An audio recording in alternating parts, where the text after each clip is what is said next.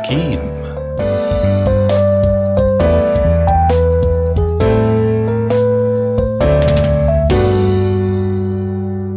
أهلا بكم مستمعينا في هذه الحلقة الجديدة من البرنامج الأسبوعي حكيم على أثير راديو الكل.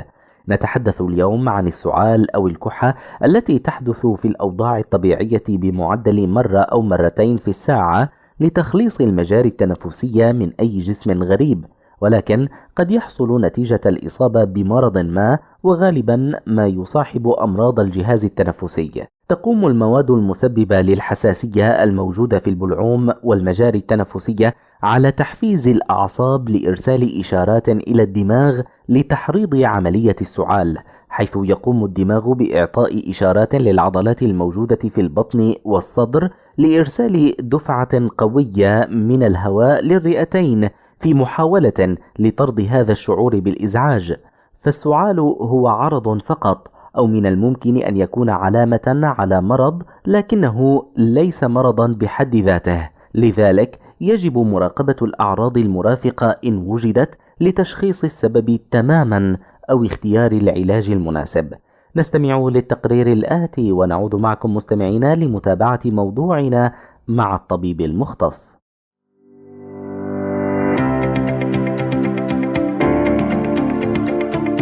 السعال ردة فعل الجسم الطبيعية للتخلص من المواد التي تسبب الحساسية وتهيج الممرات الهوائية في البلعوم والمجاري التنفسية التي تحمل الهواء من الأنف والفم إلى الرئتين لتنظيف المجاري التنفسية من المواد المسببة للحساسية كالدخان والغبار.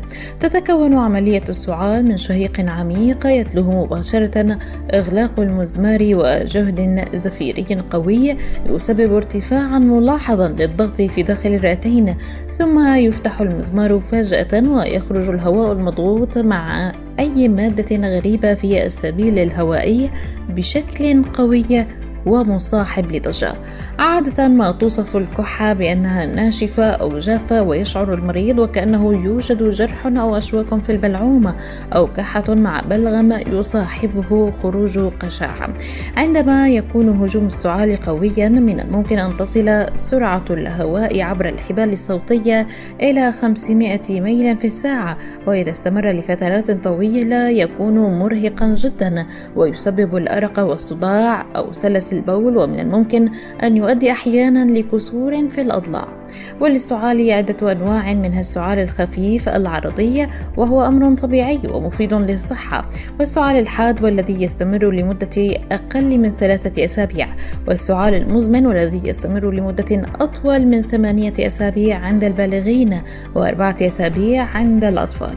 ولكل من هذه الأنواع أسبابه وعلاجه، لكن أسباب السعال بالمجمل هي التهاب الجيوب الأنفية الحاد أو المزمن، توسع القصبات، الاختناق والتهاب القصبات خاصة عند الأطفال، التليف الكيسي، انتفاخ الرئة أو التهاب الحنجرة، ومنها أيضا التدخين وتلف الأحبال الصوتية والإفرازات الأنفية التي تنزل لأسفل الجزء الخلفي من الحلق.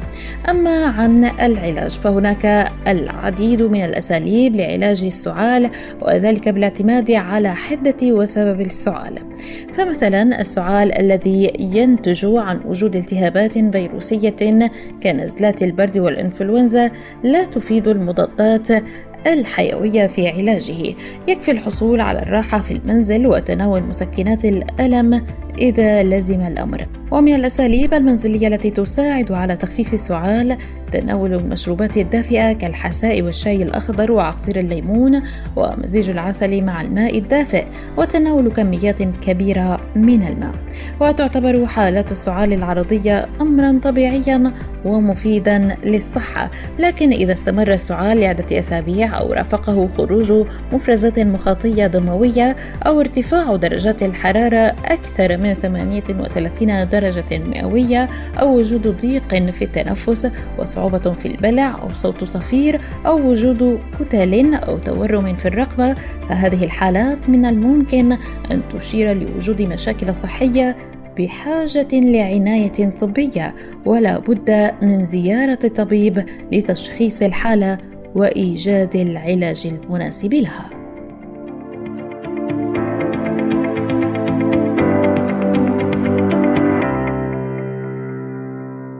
وللحديث أكثر مستمعينا عن السعال، أسبابه وأنواعه وطرق العلاج والوقاية وبعض النصائح، ينضم إلينا الطبيب ياسر العمر، أخصائي داخلية عامة، عبر الهاتف من السعودية. أهلا بك دكتور ياسر في برنامج حكيم. السلام عليكم ورحمة الله، وتقبل الله وطاعة الجميع. وعليكم السلام ورحمة الله. بداية دكتور، لو حدثتنا لماذا يحدث السعال وكيف يحدث في جسم الإنسان؟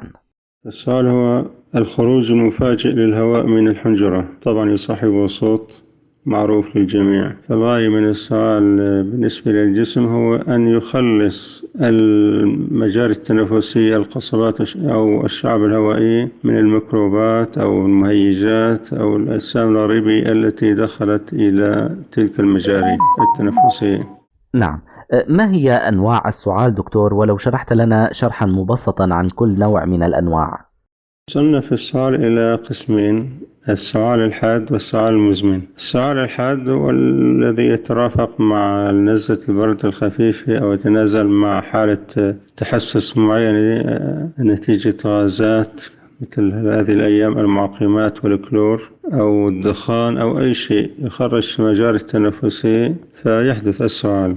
هذا السعال اسمه السعال الحاد، لا إشكال فيه، حتى ومدته أسبوع، وحتى إن بلغت أسبوعين فهو السعال حاد. طبعا هنا لا يترافق مع خشع، أو إن وجد الخشع فهو خفيف جدا، فهذه نسميها، أو هذه الحالة نسميها السعال الحاد، الذي يترافق كما قلنا مع الزكام الخفيف أو يترافق مع دخول مخرجات إلى المجاري التنفسية، وهو لا يترافق مع قشع، أو قد يكون معه قشع خفيف، ولا يترافق مع حرارة، أو إن وجدت فهي حرارة خفيفة لا تتعدى 38-38.5 درجة. هذا هو السعال الحاد. هناك السعال المزمن الذي يمتد كفترة زمنية لأكثر من أسبوعين ويترافق مع خشع يتغير لونه، وقد يترافق مع يتخضب بالدم هذا الخشع. هنا نحن نبحث عن حالات صعبة، قد تكون تدرن، وقد تكون لا سمح الله أمراض أورام سرطان. يعني نبحث عن أشياء جدية في حالة السعال المزمن الذي يترافق مع القشع الملون والذي يتخضب بالدم. فهنا نحن أمام حالة جدية وتحتاج إلى الانتباه والبحث عن الأسباب. بعد التعرف على أنواع السعال، ما هي الأسباب الشائعة لحالات السعال بشكل عام؟ الأسباب الشائعة للسعال فهو التدخين، إن كان من المدخن أو سعلة المدخن بذاته أو الذين يجاورونه. وهنا يأتي ضرورة التنبيه إلى عدم التدخين بوجود الأطفال، ما يسمى المدخن السلبي. من الأسباب الشائعة للسعال نزلة البرد المعروفة، الزكام. هناك أسباب تحدث كثيرا عندما تنتقل حموضة المعدة إلى الحنجرة وإلى الشعب الهوائي، فهناك سعالة ناجمة عن هذا دخول حموضة المعدة إلى المجاري التنفسية. طبعا في سعالة ناجمة عن ارتجاع أو نزول السائل الأنفي أو دخول السائل الأنفي إلى المجرى التنفسية نتيجة التهاب الجيوب الأنفية، وهذه حالة شائعة كذلك. بالإضافة إلى حالات التحسس من الأبخرة والغازات والدخان.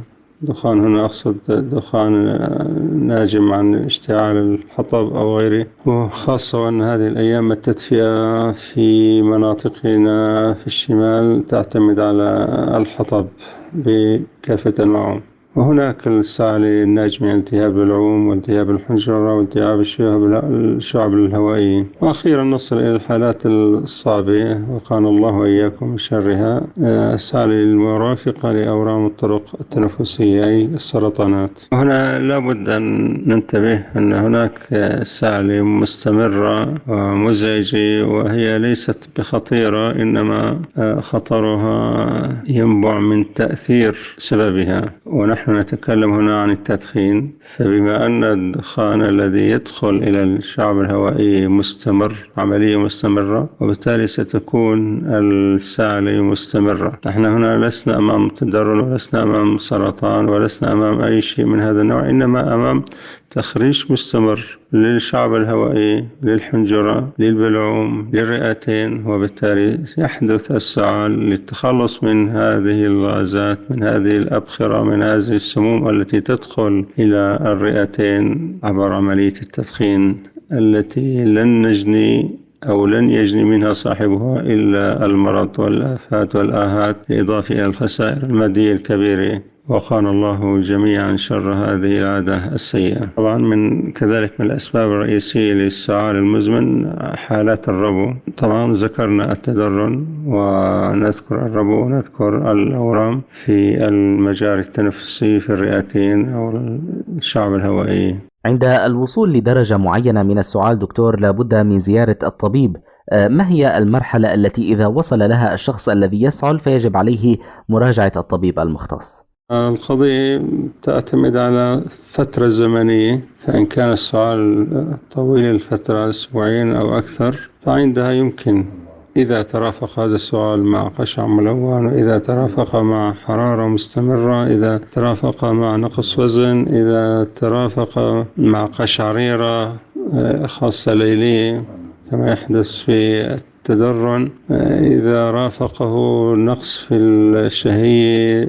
إذن السعال يجب أن يترافق بأعراض ثانية كنقص الشهية ونقص الوزن وهبوط الحيل كما يقال. عندها يجب أن نبحث عن السبب، أي يجب أن نلجأ إلى العيادات أو إلى المشافي، حتى وإن كان هناك طول في الفترة الزمنية ومعروف السبب كالتدخين. إنسان مدخن والسعالة مستمرة شهور وسنوات، هذه لا حاجة لمراجعة الطبيب فيها أو مراجعة المشافي. إذن الحالات التي ترافق في أعراض واضحة كنقص الوزن، نقص الشهية، نقص الحيل، العزم، همة المريض، عندها نقول يجب أن يراجع هذا المريض العيادات أو المشافي.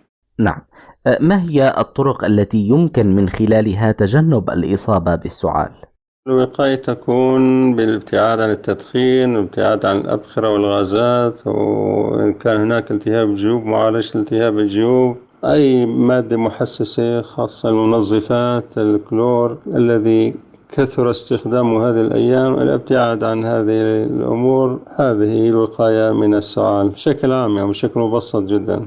هناك ما يسمى بالسعال الديكي، لو شرحت لنا دكتور ما هو هذا السعال وأسبابه وما الفارق بينه وبين السعال العادي؟ السعال الديكي يحدث فيه سعالة بشكل نوب، وقد تكون ليلية أو هي ليلية أكثر منها نهارية، من السعال الممتد المتصل الذي ينتهي بصوت شهيق أو ينتهي بشهيق مترافق بصوت يشبه صوت الديك. إذن سعال نوبي ليلي خاصة، سعالات متكررة تنتهي بشهيق طويل يصاحبه صوت كصوت الديك، لذلك يسمى السعال الديكي. طبعا هو السعال الديكي من الأمراض البكتيرية، كانت معروفة، الآن الحمد لله بسبب اللقاحات هي حالات نادرة، والحمد لله رب العالمين. بالنسبة للعلاج دكتور، هل لكل نوع من أنواع السعال علاج خاص به؟ لو تحدثنا عن طرق العلاج المتبعة. العلاجات الدوائية طبعا فهي علاج السبب، أما السعالة بحد ذاتها يعني حتى إن عولجت أو لم تعالج فلا مشكلة أبدا. فإن كانت السعالة تحسسية فيمكن إعطاء مضاد تحسس، كانت السعالة مرافقة للزكام فيعطى مضاد احتقان، ومضاد الاحتقان دائما مترافقة في المستحضرات الدوائية مع مضاد الحساسية، وحتى إن لم تعالج فلا مشكلة أبدا يعني.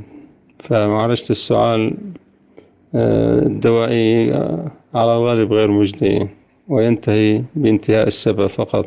أما إن كان هناك سبب كالربو، هناك نعالج الربو، هناك حموض معدة نعالج حموضة المعدة. التهاب الجوب نعالج التهاب الجوب. إذن معالجة السالة هي معالجة السبب وليس معالجة العرض. نعم. ماذا عن الأعشاب الطبيعية ومساهمتها في العلاج من اليانسون والزعتر البري وغيرها دكتور؟ لا بأس من استخدام بعض الأعشاب كالزعتر خاصة، وأعشاب متفق عليها تقريبا وعلى فائدتها، فلا مشكلة في استخدام الأعشاب أبدا. كما قلت حتى لا يوجد معالجة دوائية حقيقية للسعال. سعالات الحالات الخفيفة الحادة الطارئة لا علاج دوائي حقيقي لها إلا مضاد الحساسية مضاد الاحتقان، وهذا يمكن أن تقوم به بعض الأعشاب هذه المهمة. في النهاية دكتور، إذا كان هناك أي نصائح إضافية ترغب في توجيهها للمستمعين فيما يخص موضوعنا؟ نصيحة في نهاية هذا الحديث فهي الابتعاد عن التدخين. فإن كنت مصرا على إيذاء نفسك فلا تؤذي غيرك، زوجتك وأطفالك ومن هم في بيتك لا تؤذيهم بدخانك. قد تكون هذه النصيحة المهمة التي تفيد. أشكرك جزيل الشكر الطبيب ياسر العمر، أخصائي داخلية عامة، لهذه المشاركة معنا في برنامج حكيم. شكرا لكم وتقبل الله طاعتكم. بالتوفيق. إلى هنا مستمعينا نكون قد وصلنا إلى ختام حلقتنا لهذا اليوم من برنامج حكيم. كنت معكم في الإعداد والتقديم أنا عمر نور، وفي تنسيق الاتصالات منذر أبو الوفا، وفي الإخراج عبد الرحمن الدالاتي. على أمل أن نلقاكم الأسبوع المقبل في ذات الموعد. لكم منا أطيب التحيات، دمتم بعافية وخير، وإلى اللقاء.